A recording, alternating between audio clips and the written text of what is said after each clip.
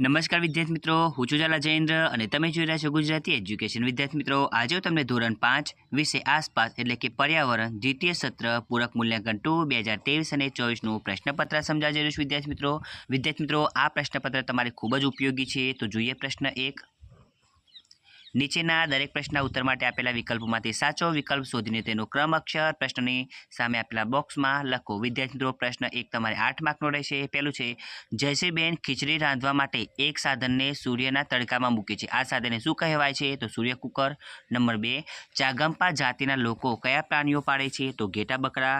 Number 3, જંગલોમાં લાગતી આગને શું કહે છે? તો દાવાનળ. નંબર 4, આપને નાક વાટે હવા બહાર કાઢીએ તેને શું કહેવાય? ઉચ્છ્વાસ.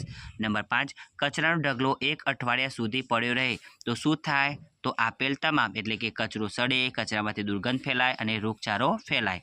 નંબર 6, નીચેનામાંથી કઈ ઇન્ડોર રમત છે? તો ચેસ. નંબર 7, ખેડી ગામમાં તહેવારોના સમયે અનુજ તેની ઉંમરના છોકરા છોકરીઓ સાથે શું કરતો હતો? તો જવાબમાં નૃત્ય કરતો અને ઢોલ વગાડતો હતો.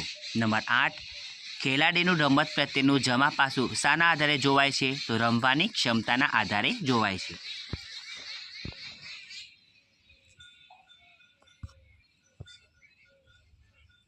હવે પ્રશ્ન 2, એની અંદર ખાલી જગ્યા આપેલી છે. ખાલી જગ્યા તમારે 8 માર્કની રહેશે. નંબર 1, 4 રસ્તા પર લીલી સિગ્નલ લાઇટ થતાં વાહનો આગળ વધે છે. નંબર 2, શ્રીનગરમાં જૂના ઘરમાં ખાસ પ્રકારની બારીઓ હોય છે જે દિવાલોની બહાર નીકળે છે તેને ડબ કહેવાય છે. નંબર 3, અનાવૃષ્ટિને સૂકો દુકાળ પણ કહે છે. નંબર 4, જંગલમાં લાકડા કાપવાનું કાર્ય કરે છે તેને કઠિયારો કહે છે. નંબર 5, સ્વચ્છતા એ આરોગ્યની ચાવી છે. નંબર 6, રમત ક્ષેત્રે ખેલાડીની ટીમને તાલીમ આપે તેને કોચ કહેવાય છે. નંબર 7, ખેડી ગામના વડીલો બાળકોને માટીના અને વાંસના ઘડા બનાવવાનું શીખવતા હતા. નંબર 8, લોકો ગાંધીજીને બાપુના નામથી ઓળખે છે.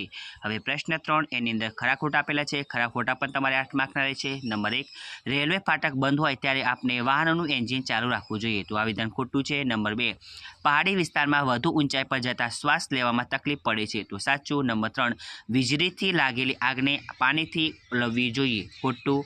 નંબર 4, ઠંડી હવા ભારે અને ગરમ હવા હલકી હોય છે. સાચું. નંબર 5, ઢોલક તારની ધ્રુંજારીથી વાગતું સંગીતનું સાધન છે. ખોટું. નંબર 6, કચરાને ખુલ્લા મેદાનમાં નાખી દેવો જોઈએ. ખોટું. નંબર 7, ટીમમાં હંમેશા વ્યક્તિગત વિકાસ માટે રમવું જોઈએ. ખોટું. નંબર 8, અનુજનું ખેડી ગામ નદી કિનારે આવેલું હતું. તો આ વિધાન સાચું છે. હવે પ્રશ્ન 4 એની અંદર જોડકા આપેલા છે. જોડકા તમારે 4 માર્કના રહે છે. નંબર 1, પેટ્રોલ તો એમાં આવશે મોટરસાઇકલ, ડીઝલ તો એમાં આવશે ટ્રક અને બસ, સીએનજી તો એમાં આવશે રિક્ષા, કોલસો તો એમાં આવશે આગગાડી.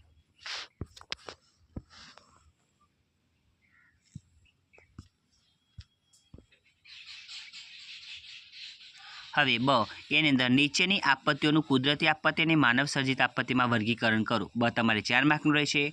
જોઈએ કુદરતી આપત્તિ, એમાં ધરતીકંપ, પૂર અને વાવાઝોડું. માનવ સર્જિત આપત્તિઓમાં યુદ્ધ, રોગચાળો, ધક્કામુક્કી, કોમી રમખાણો. હવે પ્રશ્ન 5, એની અંદર 1-2 વાક્યોમાં ઉત્તર લખો. ગમે તે 8 લખવાના છે વિદ્યાર્થી મિત્રો અને 8 માર્કના છે.